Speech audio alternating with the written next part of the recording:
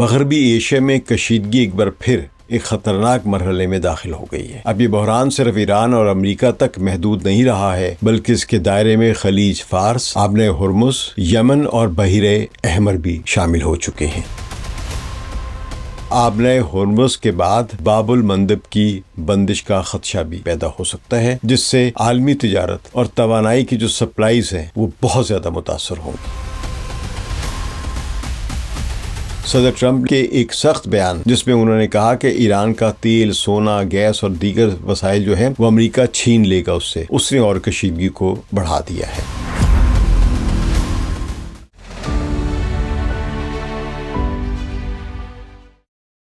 ثقلین امام کا سلام قبول کیجیے۔ مغربی ایشیا میں کشیدگی ایک بار پھر ایک خطرناک مرحلے میں داخل ہو گئی ہے۔ اب یہ بحران صرف ایران اور امریکہ تک محدود نہیں رہا ہے، بلکہ اس کے دائرے میں خلیج فارس، آبنۂ ہرمز، یمن اور بحیرہ احمر بھی شامل ہو چکے ہیں۔ لبنان اور اسرائیل تو پہلے سے شامل ہیں۔ اگر یہ صورتحال مزید بگڑتی ہے تو آبنۂ ہرمز کے بعد باب المندب کی بندش کا خدشہ بھی پیدا ہو سکتا ہے، بلکہ ماہرین کے مطابق یہ کسی بھی وقت بند ہو سکتی ہے، جس سے عالمی تجارت اور توانائی کی جو سپلائیز ہیں وہ بہت زیادہ متاثر ہوں گی۔ تو بات کچھ یوں ہے کہ گزشتہ 24 گھنٹوں میں ایران کے جنوبی ساحلی علاقوں جن میں بندر عباس، جاسک، بوشہر، بندر کنگان، چابہار، کیش، قشم اور ابو موسیٰ جزیرہ جو ہے یہ شامل ہیں، جہاں پہ دھماکوں اور حملوں کی اطلاعات سامنے آئی ہیں۔ ہرمزگان کے حکام نے بندر عباس کے مغربی حصے میں ایک پروجیکٹائل گرنے کی تصدیق کی ہے، جبکہ برطانوی ادارے جو ایک ہے UKMTO، یونائٹڈ کنگڈمز میری ٹائم آرگنائزیشن جو ہے، اس نے عمان کے ساحل کے قریب ایک بحری واقعے کی اطلاع دی ہے، یعنی کسی کو حادثہ پیش آیا ہے، جس کا مطلب یہ لیا جاتا ہے کہ کسی نے اس جہاز پر حملہ کیا ہے یا کوئی ایسا واقعہ کہ جہاز رک گیا ہے۔ تو متحدہ عرب امارات نے دعویٰ کیا ہے کہ عمانی پانیوں میں اس کے 2 آئل ٹینکروں پر میزائل حملے ہوئے ہیں، جن میں 1 شخص ہلاک اور 8 زخمی ہوئے ہیں۔ اس دوران بحرین سے ایران پر ہائی مارس راکٹ داغے جانے کے دعوے بھی سامنے آئے ہیں، تاہم ان کی آزادانہ تصدیق نہیں ہو سکی ہے۔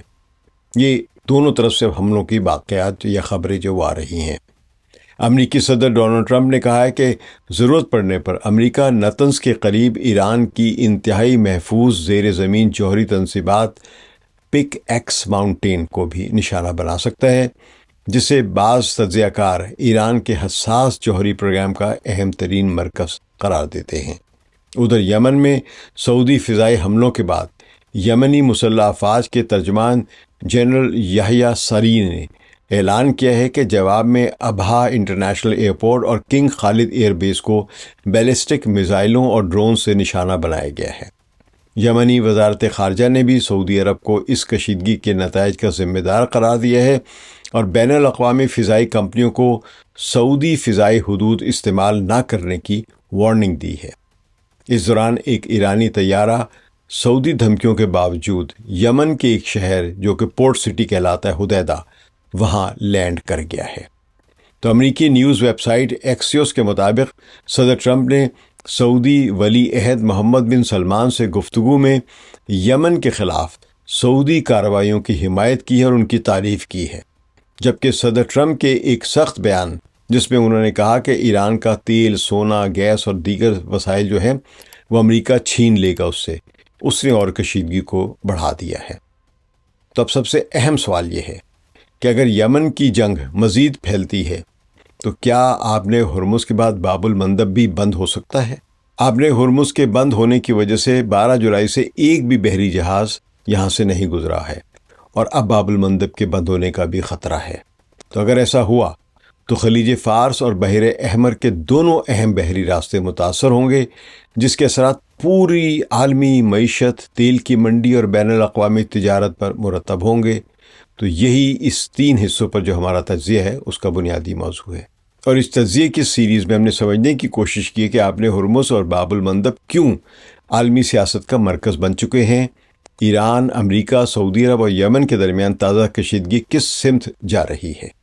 اور یہ بحران آنے والے مہینوں میں دنیا کی سیاست اور معیشت کو کس طرح تبدیل کر سکتا ہے۔ دنیا کی تاریخ میں بہت کم ایسے واقعے آتے ہیں یا مواقع آتے ہیں جب ایک ہی وقت میں عالمی تجارت کی دو اہم ترین شاہراہیں یا آرٹریز جو ہیں وہ خطرے میں ہوں، لیکن اس وقت مغربی ایشیا میں حالات کچھ اسی طرف بڑھتے دکھائی دے رہے ہیں۔ اگر آپ نے ہرمز اور باب المندب دونوں کسی بھی درجے پر، یعنی 100% بھی نہیں، اگر کسی بھی حد تک بند ہو جائیں یا ان میں شپنگ متاثر ہو جائے تو اس کے اثرات صرف مشرق وسطیٰ تک محدود نہیں رہیں گے، بلکہ ایشیا، یورپ، افریقہ اور امریکہ سمیت پوری دنیا، فار ایسٹ ایشیا، ہر طرف اس کی لپیٹ میں آ سکتے ہیں یہ سارے کے سارے علاقے، کیونکہ جس کے معاشی اثرات ہوں گے۔ آپ نے ہرمز خلیج فارس کو بحر عمان سے ملاتی ہے اور اس کے بعد بحر ہند سے ملا دیتی ہے۔ دنیا کی تیل اور لیکوڈ گیس کے ایک بڑا حصہ اسی راستے سے عالمی منڈیوں تک پہنچتا ہے۔ دوسری طرف باب المندب بحر احمر کو خلیج عدن اور پھر بحر ہند سے جوڑتی ہے۔ ایشیا اور یورپ کے درمیان بحری راستے جو ہیں تجارت کے، ان کا بڑا حصہ اس راستے سے گزرتا ہے۔ جو بحری تجارت ہوتی ہے وہ اسی راستے سے گزرتی ہے۔ اگر ان دونوں راستوں میں بیک وقت رکاوٹ پیدا ہو جائے تو عالمی تجارت کو ایک ایسا دھچکا لگ سکتا ہے جس کی مثال پھر حالیہ تاریخ میں کبھی نہیں دیکھی گئی ہے، سنی بھی نہیں ہے۔ تو گزشتہ چند ہفتوں کے دوران یہی خدشہ مسلسل بڑھتا جا رہا ہے۔ امریکہ اور ایران کے درمیان جنگ بندی کے لیے ہونے والی جو اسلام آباد میمورنڈم آف انڈرسٹینڈنگ جو ہوا تھا وہ اب ختم ہو چکی ہے عملاً۔ دونوں ملک ایک بار پھر براہ راست فوجی کارروائیوں میں مصروف ہیں، جبکہ یمن اور سعودی عرب کے درمیان بھی کشیدگی خطرناک حد تک بڑھ گئی ہے۔ اس طرح ایک ایسا منظرنامہ سامنے آ رہا ہے جس میں صرف ایک نہیں بلکہ دو اہم، آپ کہہ لیں کہ گلوبل ٹریڈ کے لحاظ سے بہت ہی اہم جو ہے سمندری گزرگاہیں، آبی راستے، وہ ایک ہی وقت میں ایک جنگ کا حصہ بن کر بند ہو سکتے ہیں، یا وہاں پہ شپنگ کی جو تعداد ہے وہ کم ہو سکتی ہے۔ آبر ہرمز سے تو بند ہے اس وقت۔ امریکی صدر نے جس طرح کی دھمکیاں دی ہیں اس کے کچھ ہی دیر بعد امریکی سینٹرل کمانڈ جو ہے سینٹ کام، اس نے اعلان کیا کہ امریکی افواج نے، ان کی جو دستے موجود ہیں اس پورے مغربی ایشیا میں، انہوں نے مسلسل تیسرے روز بھی ایران میں مختلف اہداف پر حملے کیے ہیں۔ امریکی موقف یہ ہے کہ ان کی کارروائیوں کا مقصد ایران کی فوجی صلاحیت کو کمزور کرنا ہے اور اس پر مسلسل دباؤ برقرار رکھنا ہے، جبکہ المیادین کے صحافی کا کہنا ہے کہ امریکہ کی ایران کے ساحلی علاقوں پر بمباری کا نشانہ زیادہ تر سویلین اینڈ کمرشل انفراسٹرکچر بنے ہیں، فوجی نہیں۔ تو دوسری طرف ایرانی ذرائع ابلاغ نے بندر عباس اور جزیرہ کیش میں دھماکوں کی اطلاعات نشر کی ہیں، یعنی تصدیق کی ہے، جبکہ ایرانی حکام نے اعلان کیا کہ ان کی مسلح افواج نے امریکی حملوں کا بھی جواب دینا شروع کر دیا ہے۔ ایرانی فوج کے شعبہ تعلقات عامہ کے مطابق ایرانی ڈرونز نے کویت میں موجود امریکی فوجی تنصیبات کو نشانہ بنایا ہے۔ بیان میں کہا گیا ہے کہ مواصلاتی نظام جو ان کا ہے، کمیونیکیشن سسٹم جو ہے، جو تیل کے ڈیپوز جو ہیں اور پیٹریٹ میزائل کی جو بیٹریز ہیں، جو سسٹم موجود ہیں، اور جو کنٹرول ٹاور ہے اور اسلحہ کے جو ڈیپو ہیں وہاں پہ امریکہ کے، ان کو نشانہ بنایا ہے ایران کے ڈرونز نے اور میزائلز نے۔ ایرانی بحریہ نے بھی ایک امریکی بحری جہاز پر کروز میزائل داغنے کا دعویٰ کیا ہے۔ اس کی آزادانہ ذرائع سے تصدیق نہیں ہوئی ہے۔ ایران نے اپنے بیان میں کہا ہے کہ اس کی دفاعی کارروائیاں دشمن کی جارحیت کے تناسب سے جاری رہیں گی، اور جب تک حملے بند نہیں ہوتے امریکہ کے، جواب بھی جاری رہے گا ایران کا۔ تو اس دوران آبِ ہرمز ایک بار پھر دنیا بھر کی توجہ کا مرکز بن گئی ہوئی ہے۔ ایرانی خبر رسائی ادارے تسنیم نے دعویٰ کیا ہے کہ ایسے متعدد جو شپس ہیں یا بحری جہاز جو کمرشل شپس ہیں، ان کو نشانہ بنایا گیا ہے جنہوں نے ایران کے مقرر کردہ ضابطوں کی خلاف ورزی کی تھی۔ اگرچہ ان اطلاعات کی آزاد ذرائع سے مکمل تصدیق ممکن نہیں ہو سکی ہے، لیکن ان دعووں نے جو گلوبل شپنگ کمپنیز جو ہیں، جو انشورنس ادارے جو ہیں، اور جو توانائی کی جو منڈیاں ہیں، ان سب میں ایک تشویش کو بڑھا دیا ہے۔ تیل کی قیمت بڑھنا شروع ہو گئی ہے۔ اس سے بھی زیادہ اہم بیان ایران کے خاتم الانبیاء سینٹرل ہیڈ کوارٹر کے ترجمان بریگیڈیئر جنرل ابراہیم ذوالفقاری نے دیا ہے۔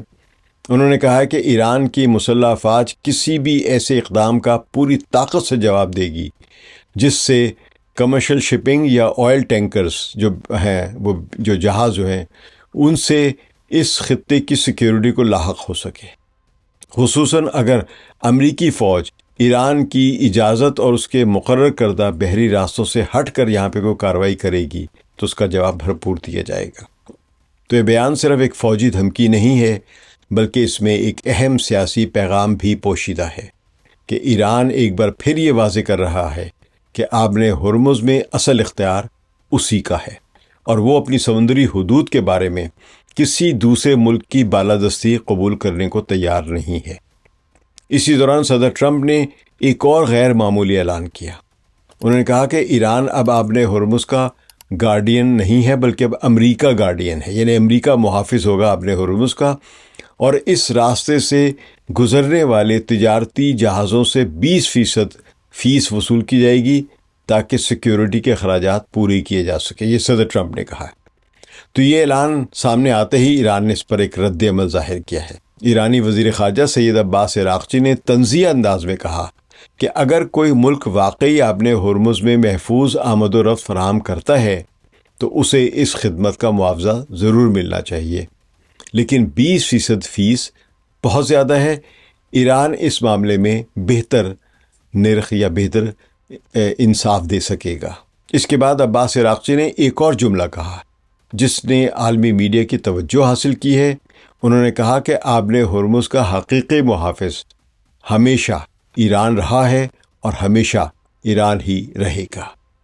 یہ بیانات اس حقیقت کی نشاندہی کرتے ہیں کہ موجودہ تنازع صرف فوجی کارروائیوں تک محدود نہیں رہا ہے، بلکہ اب یہ اس اہم سوال پر بھی آ گیا ہے کہ خلیج فارس کے سب سے اہم سمندری راستے پر عملی اختیار کس کا ہوگا؟ فی الحال ایران کا ہے۔ تو عالمی منڈیوں میں بھی اس کے اثرات ظاہر ہونا شروع ہو گئے ہیں۔ جو جہاز رانی کی انشورنس کمپنیز ہیں، انہوں نے انشورنس کا پریمیم بڑھا دیا ہے، میں نے پہلے بھی عرض کیا تھا 400 گنا بڑھا دیا ہے۔ بحری کمپنیوں کے لیے خطرات بڑھ رہے ہیں، جبکہ توانائی کے شعبے میں مستقبل کے بارے میں غیر یقینی صورتحال مسلسل گہری ہوتی جا رہی ہے۔ اگر یہ بحران مزید پھیلتا ہے تو صرف تیل ہی نہیں بلکہ خوراک، صنعتی خام مال، سمندری تجارت اور عالمی سپلائی چین بھی شدید متاثر ہو رہی ہے۔ اور یہ آبِ ہرمز کے بعد اگر باب المندب بھی بند ہوتا ہے تو سمجھ لیجئے کہ یہ جلتی آگ پر تیل کا کام ہوگا عالمی معیشت کے لیے۔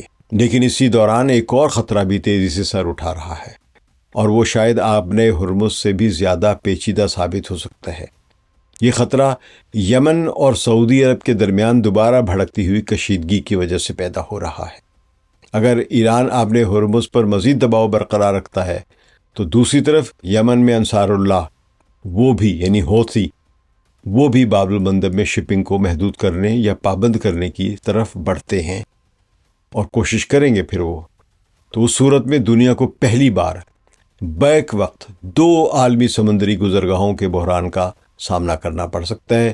یہی وہ منظرنامہ ہے جسے واشنگٹن، یورپی دارالحکومتوں اور عالمی توانائی کی منڈیوں میں سب سے بڑا ایک ڈراؤنا خواب سمجھا جا رہا ہے۔ تو اسی سوال کا تعلق نہ صرف یمن کی جنگ سے ہے بلکہ سعودی عرب کے مستقبل، عالمی تیل کی تجارت، بحیرہ احمر کی سلامتی اور پوری مغربی ایشیا کی نئی طاقت کی سیاست سے بھی بنتا ہے، اس کا تعلق بنتا ہے۔ آئندہ چند دنوں میں صاف ظاہر ہو جائے گا کہ ایران کی زیر قیادت ایکسس آف ریزسٹنس اور امریکہ کی زیر قیادت ایکسس آف امپیریلزم میں کون زیادہ طاقتور ثابت ہوتا ہے۔ یہاں صرف اتنا ضرور بتا دوں کہ آبِ ہرمز سے روزانہ تقریباً 2 کروڑ سے 2 کروڑ 10 لاکھ بیرل خام تیل یعنی کروڈ آئل گزرتا ہے، جو کہ عالمی تیل کی کھپت کا تقریباً 20% ہے۔ تو اسی راستے سے دنیا کی سمندری راستوں کے ذریعے جو منتقل ہونے والی LNG ہے یعنی مائع قدرتی گیس جو ہے اس کا تقریباً 20% سے 25% کا حصہ گزرتا ہے۔ اب تو بند ہے، لیکن جب گزرتا تھا تو اتنی تعداد میں گزرتا تھا۔ تو آبِ ہرمز سے گزرنے والی توانائی کی سالانہ مالیت کا اندازہ تقریباً 500 سے 700 ارب ڈالر لگایا جاتا ہے۔ ظاہر کیونکہ آئل اینڈ گیس کے ریٹس بدلتے رہتے تو اس لیے یہ تخمینہ اتنا فرق ہے اس میں 500 سے 700 ارب ڈالر کا۔ تو باب المندب سے روزانہ تقریباً 80 لاکھ سے 90 لاکھ بیرل کروڈ آئل اور پیٹرولیم مصنوعات گزرتی ہیں۔ تو دنیا کی تقریباً 10 سے 15% جو آپ کہہ لیں کہ جو سمندری تجارت ہے، اور تقریباً 12% جو آپ کہہ لیں کہ جو کنٹینر دنیا بھر میں جو بحری جہازوں پر لاد کر ان کی تجارت ہوتی ہے، 12% وہ اسی راستے سے گزرتے ہیں۔ تو باب المندب سے گزرنے والی سالانہ تجارتی مالیت کا اندازہ تقریباً $1 ٹریلین سے زائد ہے۔ آبِ ہرمز اور باب المندب دونوں راستوں سے مجموعی طور پر روزانہ تقریباً 2.80 کروڑ سے 3 کروڑ بیرل جو ہے یعنی وہ گزرتا ہے یہاں سے، اور پیٹرولیم مصنوعات یہ ملا کے گزرتی ہیں یہاں سے۔ تو دونوں راستوں سے گزرنے والی توانائی اور تجارتی سامان کی مجموعی سالانہ مالیت کا اندازہ تقریباً 1.5 سے 2 ٹریلین ڈالرز لگایا جا رہا ہے۔ 1 ٹریلین ڈالر میں 1000 ارب ڈالر ہوتے ہیں۔ 1 ٹریلین ڈالر میں اتنی بڑی تعداد ہے۔ کئی ماہرین اس پھیلتی ہوئی جنگ کو ایک بڑی اسٹریٹجک پیراڈائم شفٹ کے طور پر دیکھ رہے ہیں۔ مغربی ایشیا کے امور پر گہری نظر رکھنے والے لبنان کے ایک تجزیاتی ادارے، جو کہ ایک آن لائن میگزین کی صورت میں سب سے اپنی شائع بھی کرتا ہے، نشر بھی کرتا ہے، دی کریڈل، اس کے ایک حالیہ مباحثے میں یہ سوال زیر بحث آیا کہ یہ اس کے پورے منظرنامے پر کیا اثرات بنیں گے۔ تو اس گفتگو کا مرکزی نقطہ یہ تھا کہ موجودہ صورتحال کو صرف جنگ کے زاویے سے نہیں بلکہ ڈپلومیسی، مذاکرات، طاقت کے توازن اور نفسیاتی دباؤ کی سیاست کے تناظر میں بھی دیکھنا چاہیے ہے۔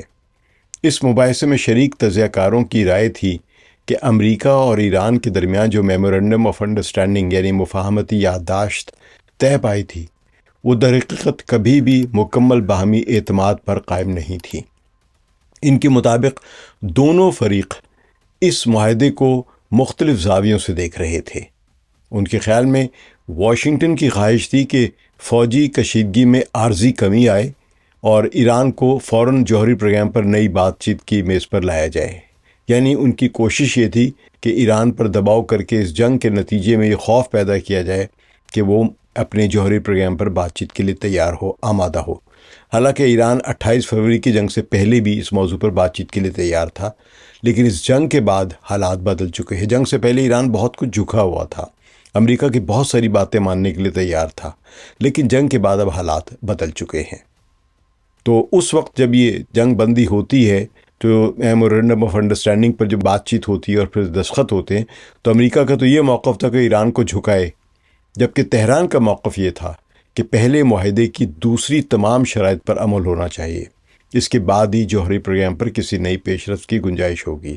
یعنی ایران کے جو فروزن ایسٹس ہیں وہ ریلیز کیا جائیں، ایران پر سے پابندیاں ختم کی جائے، آبِ ہرمز پر اس کا حق تسلیم کیا جائے، اور لبنان میں بھی جنگ بندی ہو، اور جنگ کی جو ایک تعمیر نقصانات ہیں ان کے لیے جو تعمیر نو یا ایک جرمانہ جو امریکہ کو بھگتنا چاہیے وہ ادا کرے۔ تو یہ ساری باتیں اس وقت ہو رہی تھی۔ تو اسی اختلاف نے دونوں ممالک کو ایک ایسے تعطل میں لا کھڑا کیا ہے جہاں نہ مذاکرات آگے بڑھ سکے ہیں اور نہ ہی دونوں فریق اپنے اپنے موقف سے پیچھے ہٹنے پر تیار ہوئے ہیں۔ اسی مرحلے پر فوجی کشیدگی دوبارہ بڑھنا شروع ہوئی، لیکن اسے مکمل جنگ میں واپسی قرار دینا شاید قبل از وقت ہوگا۔ موجودہ حملے اور جوابی حملے ایک وسیع تر سیاسی مذاکرات کا حصہ بھی ہو سکتے ہیں۔ یعنی جنگ پھیل بھی سکتی ہے، لیکن یہ بھی ہو سکتا ہے کہ یہ دونوں واپس مذاکرات کے لیے آنے کے لیے تیار ہیں، لیکن اپنی اپنی پوزیشن بہتر کر کے۔ دوسرے الفاظ میں میدان جنگ میں جو کچھ ہو رہا ہے وہ میز پر ہونے والی بات چیت سے الگ نہیں بلکہ اسی کا تسلسل ہے۔ اس نقطہ نظر کے مطابق امریکہ زیادہ فوجی دباؤ ڈال کر ایران کو ایسی مذاکراتی میز پر لانا چاہتا ہے جہاں تہران پہلے سے زیادہ مضبوط رعایتیں دینے پر مجبور ہو جائے، یعنی یہ امریکہ کا خیال ہے، جبکہ ایران یہ پیغام دینا چاہتا ہے کہ صرف فوجی دباؤ سے اس کی پالیسیاں تبدیل نہیں کی جا سکتی ہیں جب تک ایران کو کچھ دیا نہیں جائے گا۔ تو یہ تجزیہ اس لحاظ سے بھی اہم ہے کہ اس میں موجودہ صورتحال کو مکمل جنگ کے بجائے دباؤ کے ذریعے مذاکرات کی حکمت عملی قرار دیا جا رہا ہے۔ یعنی بات چیت ہوگی، لیکن جب دونوں کسی لحاظ سے ایک فیصلہ کن حد تک کامیابی حاصل کر چکے ہوں گے، جب امریکہ کو یہ سمجھ آ چکا ہوگا کہ وہ بہت زیادہ بمباری کر کے ایران کو دباؤ میں نہیں لا سکا اور ایران جواباً حملے کرتا رہا ہے، اور جب ایران کو یہ اندازہ ہو جائے گا تو بہت طویل جنگ ہوگی، تو یہ تیل کے رستے بند ہوں گے، جو فی الحال ایران کو بہتر لگیں گے، کیونکہ ایران کی آپشن اب یہی ہے یا کوشش یہی ہے کہ دنیا میں تیل کی قیمتیں مہنگی ہوں اور معیشت پر دباؤ پڑے، عالمی معیشت پر، اور نتیجتاً امریکہ پر اس کا دباؤ بڑھے۔ لیکن ڈونلڈ ٹرمپ کی کوشش ہے کہ ایران کو دباؤ میں لایا جائے حملے کر کے، اور آبِ ہرمز پہ ایران کا حق تسلیم نہ ہونے دیا جائے۔ لیکن ایران اب آبِ ہرمز پر اپنے کنٹرول کو کسی بھی طرح چھوڑنے کے لیے تیار نہیں ہے۔ تو اسی گفتگو میں ایک اور اہم سوال اٹھایا گیا ماہرین کی طرف سے کہ آخر امریکہ کی سب سے بڑی تشویش کیا ہے؟ اس کا جواب تقریباً تمام شرکاء نے ایک ہی دیا۔ ان کے مطابق اصل مسئلہ ایران کا جوہری پروگرام نہیں، بلکہ آبِ ہرمز پر اس کا عملی اثر و رسوخ ہے۔ تجزیہ کاروں کا کہنا تھا کہ جب تک ایران دنیا کی سب سے اہم توانائی گزرگاہ پر اپنی عسکری اور جغرافیائی برتری جو ہے جو اس نے جنگ کے دوران حاصل کی ہے وہ برقرار رکھتا ہے، اس وقت تک وہ جب بھی مذاکرات کی میز پر آئے گا ایک مضبوط پوزیشن اپنی قائم رکھے گا، اس لیے وہ اب آبِ ہرمز کو نہیں چھوڑے گا۔ تو اسی لیے امریکہ مختلف متبادل راستے تلاش کرنے کی کوشش کر رہا ہے تاکہ خلیج فارس سے تیل کی سپلائی کسی نہ کسی صورت آبِ ہرمز پر جو اس کا انحصار ہے وہ کم ہو سکے۔ تو بہرحال آبِ ہرمز کا کچھ متبادل ضرور تلاش کیا جا سکتا ہے، مگر اس کی جغرافیائی اور تجارتی یعنی کمرشل جغرافیکل جو اس کی حیثیت ہے یا اہمیت ہے اس کو نظر انداز کوئی بھی نہیں کر سکتا ہے۔ حالیہ ہفتوں میں عراق اور شام کے راستے کرکوک سے بحیرہ روم تک پائپ لائن بحال کرنے کی تجویزیں جو ہیں وہ سامنے آئی ہیں۔ متحدہ عرب امارات نے فجیرہ کی بندرگاہ کو مزید وسعت دینے کا منصوبہ جو ہے وہ بنایا ہے، اس کا ذکر کیا ہے۔ مختلف حلقوں میں یہ خیال بھی سامنے آیا کہ عمان کے ساحل کے قریب نئے بحری راستے استعمال کیے جا سکتے ہیں، لیکن دی کریڈل کے مباحثے میں شریک ماہرین کی اکثریت کا خیال تھا کہ یہ تمام منصوبے مستقبل کی منصوبہ بندی تو ہو سکتے ہیں لیکن موجودہ بحران کا فوری حل نہیں، اور نہ یہ آبِ ہرمز کی مستقل اہمیت کو کم کر سکتے ہیں۔ ان کے مطابق ایسی پائپ لائنیں، بندرگاہیں اور متبادل راستے تعمیر کرنے میں کئی برس لگ سکتے ہیں، لیکن موجودہ بحران آج موجود ہے۔ ان کا کہنا تھا کہ اگر آبِ ہرمز میں جو کشیدگی برقرار رہتی ہے تو دنیا کے پاس فوری متبادل موجود نہیں ہے۔ اسی گفتگو میں عمان کے کردار پر بھی دلچسپ بات ہوئی ہے۔ ایک تجزیہ کار کا خیال تھا کہ عمان پر امریکہ کا دباؤ بڑھ چکا ہے اور واشنگٹن اس کے ساحلوں کو متبادل بحری راستے کے طور پر استعمال کرنا چاہتا ہے۔ دوسرے تجزیہ کار نے اس سے اختلاف کرتے ہوئے کہا کہ عمان بیک وقت امریکہ اور ایران دونوں سے رابطے میں ہے اور وہ کسی نہ کسی شکل میں کشیدگی کو قابو میں رکھنے کی کوشش کر رہا ہے۔ یہ اختلاف اس بات کی یاد دہانی بھی کراتا ہے کہ مغربی ایشیا کی سیاست میں اکثر ایک ہی واقعے کی کئی مختلف تشریحات موجود ہوتی ہیں۔ تو اس مباحثے میں ایران کی حکمت عملی پر بھی تفصیل سے بات ہوئی۔ تجزیہ کاروں کا کہنا تھا کہ ایران اس وقت اپنی فوجی کارروائیوں کو ایک خاص دائرے میں رکھنے کی کوشش کر رہا ہے۔ ان کے مطابق تہران نے اپنی توجہ بنیادی طور پر امریکی فوجی تنصیبات پر مرکوز رکھی ہے، اور اس نے اب تک کسی ایسی کارروائی سے گریز کیا ہے جس سے اسرائیل کو براہ راست ایک نئی جنگ میں داخل ہونے کا سیاسی جواز دیا جا سکے۔ ان کی رائے میں یہ ایران کی ایک سوچی سمجھی حکمت عملی ہے تاکہ جنگ کا دائرہ غیر ضروری طور پر وسیع نہ ہو، یعنی اس سے زیادہ نہ بڑھے جتنی کہ اب ہو رہی ہے۔ اسی دوران گفتگو عالمی معیشت کی طرف بھی مڑ جاتی ہے۔ ماہرین کا کہنا تھا کہ اگر موجودہ کشیدگی طویل عرصے تک جاری رہی تو اس کے اثرات صرف تیل تک محدود نہیں رہیں گے، جہاز رانی کی لاگت بڑھے گی، یعنی شپنگ کاسٹ بڑھے گی، انشورنس مزید مہنگی ہوگی، سپلائی چینز متاثر ہوں گی، اور بالآخر دنیا بھر میں مہنگائی کی ایک بہت خوفناک نئی لہر پیدا ہو سکتی ہے۔ تو اس تناظر میں امریکہ اور چین کی عالمی مسابقت کا بھی ذکر آیا ہے۔ تو تجزیہ کاروں کے مطابق امریکہ ایک ایسے وقت میں مغربی ایشیا میں ایک بڑے بحران میں الجھ گیا ہے جب چین اپنی صنعتی، تجارتی اور ٹیکنالوجی کی ترقی کو مسلسل آگے بڑھا رہا ہے۔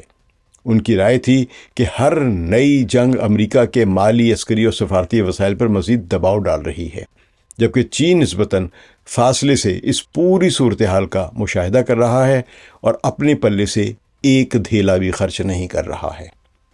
تو اس مباحثے میں یہ نقطہ بھی سامنے آیا کہ موجودہ عالمی نظام تیزی سے تبدیل ہو رہا ہے، ایک پیراڈائم شفٹ آ رہا ہے، جو ہم اکثر بات کرتے رہتے کہ ملٹی پولر ورلڈ کی طرف دنیا جا رہی ہے۔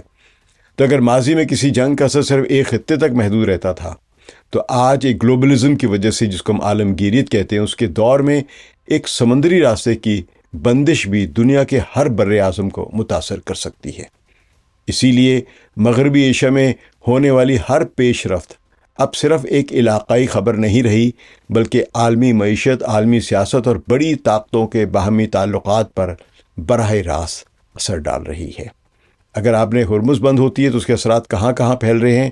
امریکہ کی گلیوں اور پیٹرول پمپوں پہ اور لوگوں کے گھروں کے کچنز تک میں اس کے اثرات نظر آ رہے ہیں۔ اور اسی طرح اب اس کا فائدہ وہ لوگ حاصل کر رہے ہیں جو اس معاملے میں خود کفیل ہے۔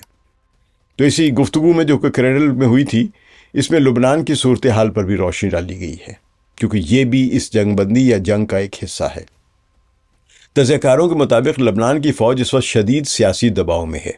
ایک طرف امریکہ اور اس کے اتحادی مختلف سیکیورٹی انتظامات پر زور دے رہے ہیں تاکہ حزب اللہ کو غیر مسلح کیا جا سکے، جبکہ دوسری طرف لبنان کے اندر ایسے حلقے موجود ہیں جو سمجھتے ہیں کہ ملک کی فوج کو کسی ایسی پالیسی کا حصہ نہیں بننا چاہیے جسے اسرائیل کے مفادات سے جوڑا جا سکے۔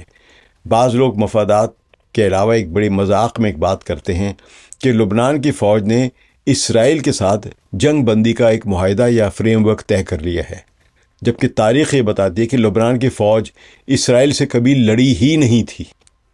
تو جب کسی دوسرے ملک سے اسرائیل کی فوج سے لبنان کی فوج کی لڑائی کبھی ہوئی نہیں ہے، تو جنگ بندی کیا ہے؟ اصل تو جنگ جو لبنان سے لڑی ہے کسی نے بھی، وہ حزب اللہ نے لڑی ہے، جس کو اس فریم ورک سے الگ رکھا گیا ہے۔ تو یہ فریم ورک اپنی ابتدائی طور پر ہی موت کا شکار ہو چکا ہوا ہے۔ It's a still born death.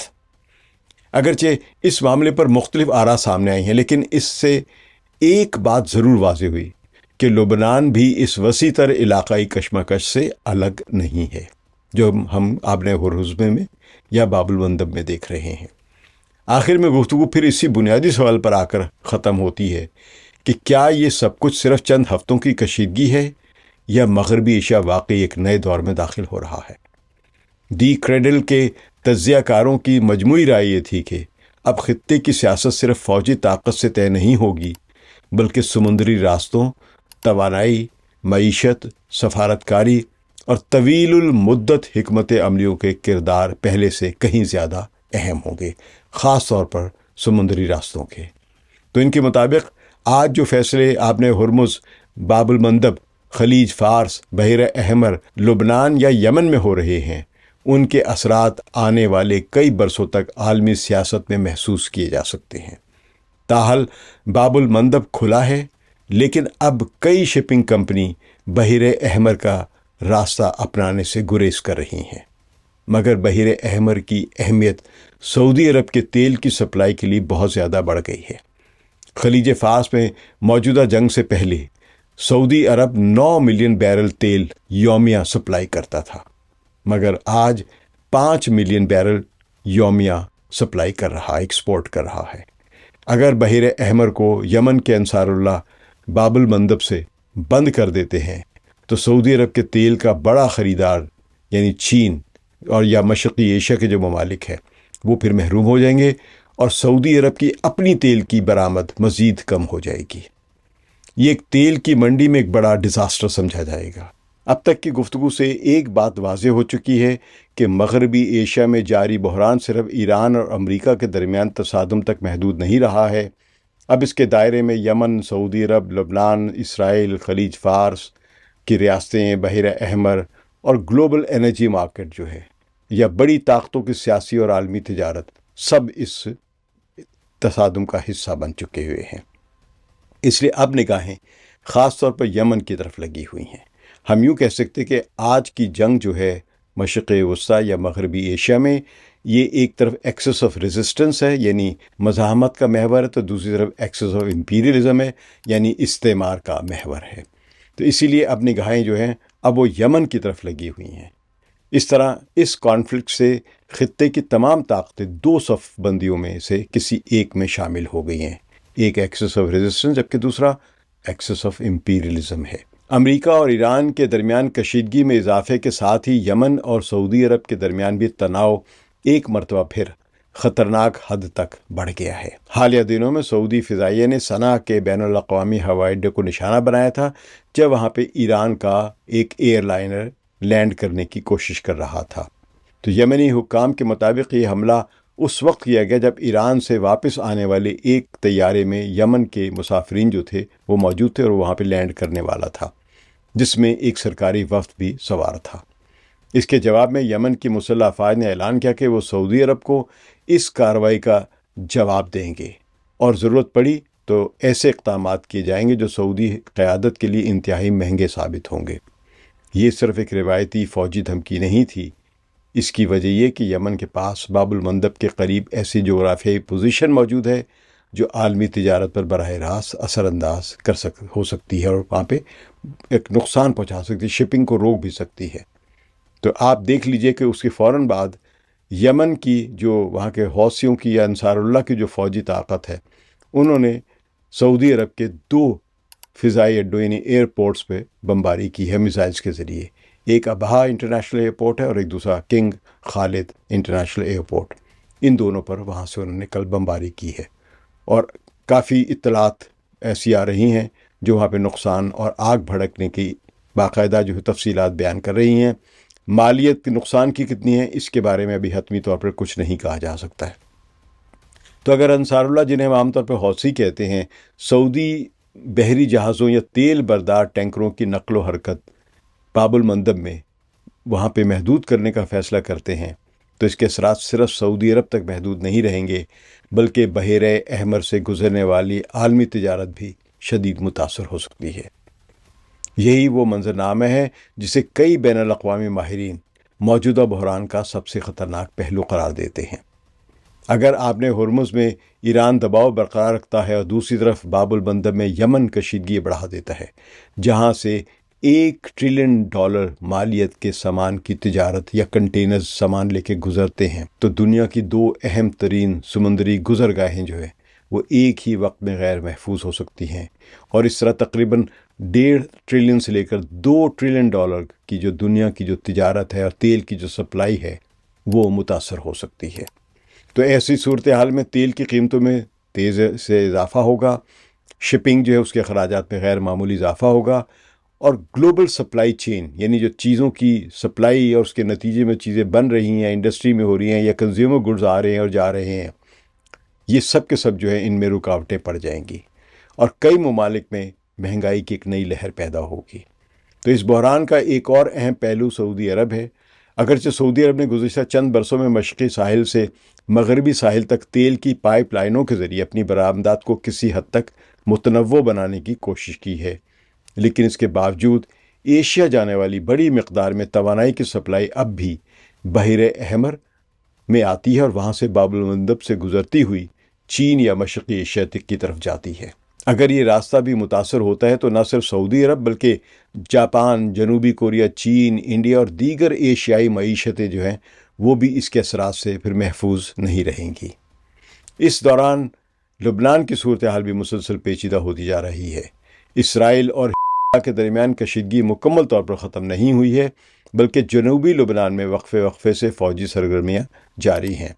لبنان کے اندر بھی اسی بات پر اختلافات موجود ہے کہ ملکی فوج کو علاقائی بحران جو ہے اس میں کس حد تک اور کیا کردار ادا کرنا چاہیے۔ یہ صورتحال اس حقیقت کی نشاندہی کرتی ہے کہ مغربی ایشیا کے مختلف تنازعات اب الگ الگ نہیں رہے ہیں بلکہ ایک دوسرے سے جڑتے جا رہے ہیں، کیونکہ اب اس خطے کے اقوام نے یا گروہوں نے کسی ایک دھڑی کا انتخاب کر لیا ہے۔ کوئی ایکسس آف امپیریلزم میں چلا گیا ہے اور کوئی ایکسس آف ریزسٹنس پہ چلا گیا ہے۔ ایک محاذ پر ہونے والی پیش رفت دوسرے محاذ پر فوری اثر ڈال سکتی ہے۔ اگر کوئی بڑی کارروائی کرتی ہے یا کے خلاف لبنان میں کوئی بڑی کارروائی ہوتی ہے تو ایران خاموش نہیں رہے گا، یمن بھی خاموش نہیں رہے گا۔ تو اسی تناظر میں سابق امریکی ایک سفارتکار ہے اور سعودی عرب میں امریکہ کے سابق سفیر بھی رہے ہیں، چارلس فریمین۔ انہوں نے موجودہ بحران کے بارے میں کئی اہم مشاہدات پیش کیے ہیں۔ ان کے مطابق موجودہ تصادم کو صرف چند فضائی حملوں یا بحری کشیدگی تک محدود سمجھنا جو ہے، یعنی کہ بالکل لیمیٹڈ ہے، یہ بڑی غلطی ہوگی۔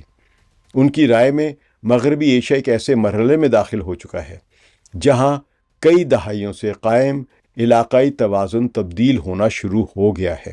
چارلس فریمین کے مطابق جنگ بندی کے جو مفاہمتی فریم ورک یا میمورنڈم آف انڈرسٹینڈنگ سامنے آیا تھا وہ ابتدائی سے کمزور بنیادوں پر قائم تھا، اور ان کے خیال میں امریکہ اور ایران دونوں اس معاہدے کی مختلف تشریح کر رہے تھے، جس کی وجہ سے اس کا ٹوٹ جانا تقریباً ناگزیر تھا۔ تو وہ کہتے کہ اب دونوں ممالک ایک ایسی طویل کشمکش میں داخل ہو چکے ہیں جہاں کسی ایک فریق کی مکمل فوجی فتح کا امکان بہت کم دکھائی دیتا ہے، یعنی تعطل رہے گا اور اسی طرح ہی وہاں پہ ایک جنگی کیفیت بھی رہے گی، نہ امن ہوگا نہ جنگ ہوگی، جنگ بھی ہوگی اور امن بھی ہوگا، اس طرح کے حالات ہوں گے۔ تو ان کے مطابق امریکہ کے پاس بے شک غیر معمولی فوجی طاقت موجود ہے، لیکن ایران اپنی جغرافیائی برتری کی وجہ سے ایک مختلف قسم کی طاقت رکھتا ہے۔ ایران اپنے ہی خطے میں لڑ رہا ہے، اس کی سپلائی لائنیں مختصر ہیں، اس کی میزائل اور ڈرون صلاحیتیں مقامی طور پر موجود ہیں، جبکہ امریکہ ہزاروں میل دور سے آ کر اپنے فوجی وسائل استعمال کر رہا ہے۔ تو امریکہ کے پاس پیچھے سپلائی لائن ہی سب سے بڑا ایک اہم مسئلہ ہے۔ تو چارلس فریمین کے مطابق یہی فرق اس جنگ کو ایک طویل آزمائش میں تبدیل کر سکتا ہے۔ وہ یہ بھی کہتے ہیں کہ ہر وہ میزائل جو امریکہ مغربی ایشیا میں استعمال کرتا ہے وہ اس کے عالمی فوجی ذخائر کا حصہ کم کرتا ہے۔ ان کے مطابق اگر یہ کشیدگی طویل عرصے تک جاری رہتی یا رہے تو اس کے اثرات صرف خلیج فارس تک محدود نہیں رہیں گے، بلکہ یورپ اور بحر الکاہل میں بھی امریکہ کی فوجی منصوبہ بندی متاثر کر سکتے ہیں یہ۔ تو چارلس فریمین کے خیال میں آبِ ہرمز کی جزوی یا مکمل بندش عالمی معیشت کے لیے انتہائی سنگین نتائج پیدا کر سکتی ہے۔ ان کے مطابق دنیا کے کئی ممالک اپنی توانائی کی ضرورت کے لیے اسی راستے پر انحصار کرتے ہیں۔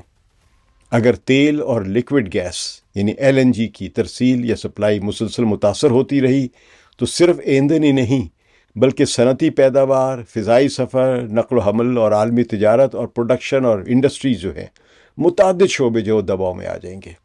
ان کے نزدیک موجودہ بحران ایک اور اہم تبدیلی کی نشاندہی بھی کرتا ہے۔ وہ سمجھتے ہیں کہ کئی خلیجی ممالک اب پہلے کی طرح مکمل طور پر امریکی سیکیورٹی ضمانتوں پر انحصار کرنے کے بجائے اپنے لیے زیادہ خود مختار علاقائی حکمت عملیوں پر غور کر رہے ہیں۔ ان کے مطابق مستقبل میں سعودی عرب، ترکی، مصر، پاکستان اور ایران سمیت کئی علاقائی طاقتیں ایک ایسے نظام کی طرف بڑھ سکتی ہیں جس میں بیرونی طاقتوں پر انحصار نسبتاً کم ہو اور علاقائی توازن کو خود خطے کے ممالک زیادہ اہمیت دیں، یعنی آپس میں معاملات طے کریں۔ بہرحال یہ دور کی باتیں ہیں، اگر جس بارے میں مختلف آراء موجود ہیں، لیکن یہ حقیقت اپنی جگہ موجود ہے کہ مغربی ایشیا کی سیاست تیزی سے تبدیل ہو رہی ہے، ایک پیراڈائم شفٹ ہو رہا ہے۔ اس بحران کا ایک اور عالمی پہلو چین سے جڑا ہوا ہے۔ امریکہ ایک ایسے وقت میں مغربی ایشیا میں مسلسل فوجی اور سفارتی دباؤ کا سامنا کر رہا ہے جب چین اپنی صنعتی، ٹیکنالوجیکل اور معاشی طاقت میں مسلسل اضافہ کر رہا ہے، اور چین پر انحصار پوری دنیا کا بڑھتا بھی جا رہا ہے۔ یورپ یا مغرب یہ کہتے تو رہتے ہم نے چین پر انحصار کم کرنا ہے، لیکن اس پر بہت زیادہ لاگت اور یہ تقریباً ناممکن نظر آتا ہے۔ اس پر میں ایک اور ویلاگ آپ کی خدمت میں پیش کروں گا عنقریب۔ تو کئی تجزیہ کاروں کا خیال ہے کہ اگر امریکہ طویل عرصے تک اس خطے میں الجھا رہتا ہے تو اس کے لیے چین کے ساتھ جو اس کی کمپیٹیٹیونیس ہے، یعنی عالمی مسابقت جو ہے، اس میں امریکہ کی پوزیشن بہتر رکھنا اس کے لیے مشکل ہوتا چلا جائے گا۔ اس لیے بعض ماہرین موجودہ بحران کو صرف مغربی ایشیا کا بحران نہیں بلکہ عالمی طاقتوں کے درمیان جو جاری بڑی مسابقت کا یعنی مقابلے بازی کا جو ایک ہے اہم مرحلہ، اس میں بھی اس کی بہت اہمیت قرار دیتے ہیں۔ البتہ یہ بھی حقیقت ہے کہ مستقبل کے بارے میں کوئی حتمی فیصلہ یا حتمی پیش گوئی کرنا ممکن نہیں ہے ابھی۔ جنگیں اکثر ایسے موڑ اختیار کر لیتی ہیں جن کا اندازہ پہلے سے نہیں لگایا جا سکتا۔ کبھی ایک چھوٹا سا واقعہ بڑے تصادم کو جنم دے دیتا ہے اور کبھی شدید کشیدگی اچانک سفارتکاری کا رستہ بھی کھول دیتی ہے۔ اسی لیے موجودہ صورتحال کو مسلسل بدلتے ہوئے حالات کے تناظر میں دیکھنا ضروری ہے۔ لیکن ایک بات تقریباً یقینی دکھائی دیتی ہے، اور وہ یہ کہ آبِ ہرمز اور باب المندب اب صرف دو سمندری گزرگاہوں کے نام نہیں رہے ہیں۔ یہ دونوں راستے اب عالمی طاقت، عالمی تجارت، توانائی کی سلامتی، علاقائی سیاست اور نئے بین الاقوامی نظام کی علامت بن چکے ہوئے ہیں۔ یعنی پیراڈائم شفٹ جو ہے وہ ان دو آبی راستوں پر جو کنٹرول حاصل ہو رہا ہے ایکسس آف ریزسٹنس کو، اس کے نتیجے میں دنیا میں ایک بہت بڑا پیراڈائم شفٹ آ رہا ہے۔ ان پر ہونے والی، یعنی ان دونوں راستوں پر ہونے والی ہر پیش رفت آنے والے برسوں میں دنیا کی معیشت، سفارتکاری اور طاقت کے عالمی توازن پر گہرے اثرات مرتب کرے گی۔ اب مستقبل آنے والے کل کا نام نہیں ہے، یہ آج اور ابھی تعمیر ہو رہا ہے۔ اس کی سمت مغربی ایشیا کا موجودہ بحران طے کر رہا ہے۔ آبِ ہرمز اور باب المندب یہ سب مستقبل کے راستے ہیں، یہ صرف آج کے بحری راستے نہیں رہے ہیں۔ اپنے کامنٹ ضرور کیجیے گا اور ہمارے ویڈیو کو لائک ضرور کیے۔ شکریہ۔ ثقلین امام کو اجازت دیجیے۔ خدا حافظ۔